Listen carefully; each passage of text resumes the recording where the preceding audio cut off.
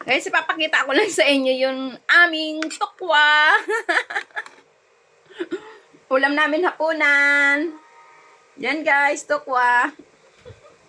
Kaya kain tayo guys. May tukwa tayo. Tsaka may paksiw tayo dito. Katabi ko talaga guys ang kaldero. Ayan, nandito kasi tayo nagbibideo sa lamisa guys. Ayan. Kita nyo may paksiw tayo. Paksiw ako kanina. Ayan. Inano ko ng mangga. Paksiw pa more. Hindi nyo nakikita. Ayan guys. Ayan. Ayan, paksiw. May paksiw tayo dyan. Ayan. Paksiw. Ano siya? Sinapinan ko ng dahon ng mangga. Para na iba naman. Kasi, ayan, tukwa. Kasi ito lang kakainin ng mister ko guys. Yung tukwa. Kasi bawal na siya magkanin.